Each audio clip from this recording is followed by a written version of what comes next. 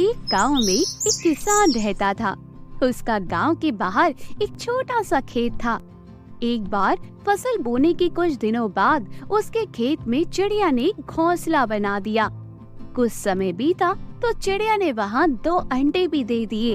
उन अंडों में से 2 छोटे छोटे बच्चे निकल आए। वे बड़े मजे से उस खेत में अपना जीवन गुजारने लगे। कुछ महीनों बाद फसल की कटाई का समय आ गया। गांव के सभी किसान अपने खेतों की फसल की कटाई में लग गए। अब चिड़िया और उसके बच्चों का वह खेत छोड़कर नए स्थान पर जाने का समय आ गया था। एक दिन खेत में चिड़िया के बच्चों ने किसान को ये कहते हुए सुना कि कल मैं फसल की कटाई के लिए अपने पड़ोसी से पूछूंगा और उसे खेत में भेजूंगा। यह सुनकर चिड़िया के बच्चे परेशान हो गए। उस समय चिड़िया कहीं गई हुई थी। जब वह वापस लौटी तो बच्चों ने उसे किसान की बात सारी बता दी और कहा, माँ, आज हमारा यहाँ अंतिम दिन है। रात में हमें दूसरे स्थान के लिए यहाँ से निकलना होगा।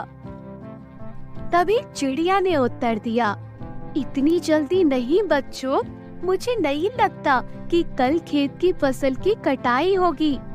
चिड़िया की कही बात सही साबित हुई। दूसरे दिन किसान का पड़ोसी खेत में नहीं आया और फसल की कटाई नहीं हो सकी। शाम को किसान खेत में आया और खेत को जैसे का तैसा देख बुदबुदाने लगा कि ये पड़ोसी तो आया ही नहीं। ऐसा करता हूँ, कल अपने किसी रिश्तेदार को भेज देता हूँ। चिड़िया के बच्चों ने फिर से किसान की बात सुन ली और वे बहुत परेशान हो गए। जब चिड़िया को उन्होंने ये बात बताई तो वह बोली, तुम चिंता मत करो, आज रात हमें जाने की जरूरत नहीं है। मुझे नहीं लगता कि किसान का रिश्तेदार आएगा। ठीक ऐसा ही हुआ और किसान का रिश्तेदार अगले दिन खेत में नहीं पहुंचा। चिड़िया के बच्चे हैरान थे कि उनकी माँ की हर बात सही हो रही थी। अगली शाम को किसान जब खेत आया तो खेत की वही स्थिति देख बुदबुदाने लगा कि ये लोग कहने के बाद भी कटाई के लिए आते क्यों नहीं है। कल मैं खुद आकर फसल की कटाई शुरू करूँगा। चिड़िया के बच्चों ने किसान की ये भी बात सुन ली और वे अपनी माँ को सब बताने लगे। तभी चिड़िया बोली, बच्चों, अब समय आ गया है ये खेत छोड़ने का। हम आज रात ही ये खेत छोड़कर दूसरी जगह चले जाएंगे। दोनों बच्चे बहुत हैरान थे कि इस बार ऐसा क्या है जो माँ खेत छोड़ने को तैयार है। उन्होंने पूछा तो चिड़िया बोली, बच्चों, पिछली बार 2 किसान कटाई के लिए दूसरों पर निर्भर था। दूसरों को कहकर उसने अपने काम से पल्ला झाड़ लिया था, लेकिन इस बार ऐसा नहीं है। इस बार उसने यह जिम्मेदारी अपने कंधों पर ली है, इसलिए वह अवश्य आएगा। उसी रात चिड़िया और उसके बच्चे उस खेत से उड़ गए और कहीं और चले गए। तो कहानी यही खत्म होती है। कहानी की सीख हमें यही सिखाती है कि दूसरों की सहायता लेने में कोई बुराई नहीं है, किंतु यदि आप समय पर काम करना शुरू करना चाहते हो तो वह समय पर ही पूरा हो जाए, तो उस काम की जिम्मेदारी स्वयं लेनी होगी। दूसरे भी मदद उसी में ही करते हैं जो अपनी मदद करता है। अगर कहानी पसंद आई तो कहानी को शेयर करें और हमारे इस प्यारे चैनल को सब्सक्राइब करें। जादुई हथौड़े की कहानी। मनसा गांव में एक लोहार राम गोपाल रहता था। उसका एक भरा पूरा परिवार था, जिसका लालन पालन करने के लिए उसे कई बार दिन रात काम करना पड़ता था। रोज की तरह आज भी काम पर जाने से पहले राम गोपाल ने अपना डब्बा खाने का बांधने के लिए अपनी पत्नी को कहा। पत्नी जब डब्बा लेकर आई तो राम गोपाल ने कहा, मुझे आज आने में देर हो जाएगी, शायद मैं रात में ही आऊं। इतना कहकर राम गोपाल अपने काम पर निकल गया। काम पर जाने का रास्ता एक जंगल से होकर गुजरता था। वहाँ जैसे ही राम गोपाल पहुँचा उसे कुछ आवाजें सुनाई दी। जैसे ही राम गोपाल कुछ पास गया तो उसने देखा कि एक साधु भगवान का मंत्र जपने के साथ ही हंस रहा है। हैरान होकर राम गोपाल ने पूछा, आप ठीक हैं? उस साधु को राम गोपाल नहीं जानता था, लेकिन साधु ने एकदम से उसका नाम लेकर कहा, आओ राम गोपाल बेटा, मैं तुम्हारा ही इंतजार कर रहा था। मैं भूखा हूँ, मुझे अपने खाने के डिब्बे से कुछ खिला दो। बाबा से अपना नाम सुनकर राम गोपाल हैरान था, लेकिन उसने कोई सवाल नहीं किया और सीधा अपना खाने का डब्बा निकाल कर उन्हें दे दिया।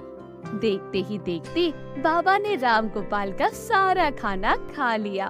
उसके बाद उस साधु ने कहा, बेटा मैं तो सारा खाना खा गया, अब तुम क्या खाओगे? मुझे माफ करना। राम गोपाल ने कहा, कोई बात नहीं बाबा, मैं काम के लिए बाजार जा रहा हूँ, तो मैं वहीं से कुछ खा लूँगा। यह सुनकर उस साधु ने राम गोपाल को खूब आशीर्वाद दिया और भेंट के तौर पर एक हथौड़ा दे दिया। राम गोपाल ने कहा, आपका आशीर्वाद ही काफी है, मैं इस हथौड़े का क्या करूँगा, इसे आप ही रखिए। साधु ने जवाब देते हुए कहा, बेटा ये मामूली हथौड़ा नहीं है, ये जादुई हथौड़ा है जो मेरे गुरु ने मुझे दिया था और अब मैं तुझे दे रहा हूँ, क्योंकि तुम्हारा दिल साफ है। इसका इस्तेमाल अच्छे कामों के लिए ही करना और किसी दूसरे के हाथ में इसे कभी मत देना। इतना कहकर वे बाबा वहाँ से अदृश्य हो गए। राम गोपाल अपने हाथों में हथौड़ा लेकर बाजार काम करने के लिए चला गया। औजार बनाने से पहले उसके दिमाग में आया कि आज इसी हथौड़े से लोहा पीटता हूँ। जैसे ही उसने लोहे पर हथौड़े से चोट मारी, वो सीधा औजार बन गया। दूसरी चोट में लोहे के बर्तन बन गए। राम गोपाल समझ गया कि सही में ये जादुई हथौड़ा है। वो जो बनाने की सोच के साथ लोहे पर चोट मारता, लोहा सीधा वही बन जाता।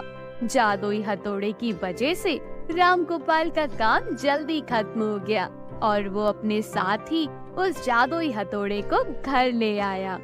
इसी तरह रोज राम गोपाल उस हथौड़े से जल्दी काम खत्म कर लेता और कई बार ज्यादा बर्तन बनाकर उन्हें गांव के लोगों को भी बेच देता था। धीरे धीरे उसके घर की हालात पहले से कुछ ठीक होने लगे। एक दिन गांव का मुखिया उसके घर आया और बोला, हम गांव वालों को शहर जाने में बहुत ज्यादा समय लगता है, क्या तुम अपने हथौड़े से गांव और शहर के बीच आने वाला एक पहाड़ तोड़ने में मदद करोगे?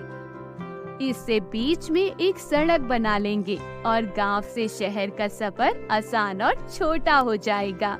मुखिया की बात सुनकर राम गोपाल ने उस जादुई हथौड़े से उस पहाड़ को तोड़ दिया। मुखिया और गांव के लोग बहुत खुश हुए और उसे खूब शाबाशी दी।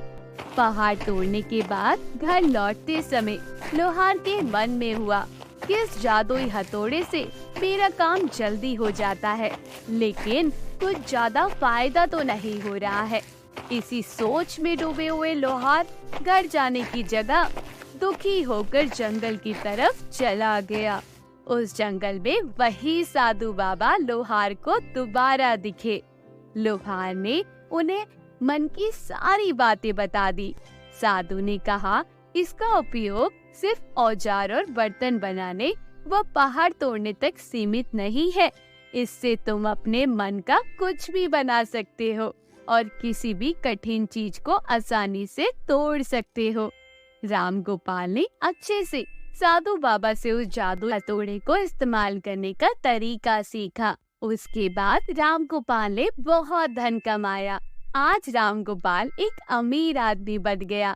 अभी भी वो जब भी जरूरत महसूस करता किसी चीज की, तो उस जादुई हथौड़े का इस्तेमाल कर लेता।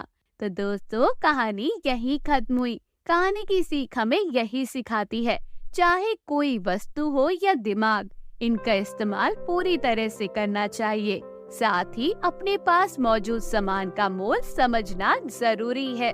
व्यर्थ हताश होने से काम नहीं बनता। तो दोस्तों, कहानी कैसी लगी हमें कमेंट बॉक्स में जरूर बताइए। अगर आपको ये कहानी पसंद आए तो हमारे चैनल को सब्सक्राइब कीजिए, वीडियो को शेयर कीजिए।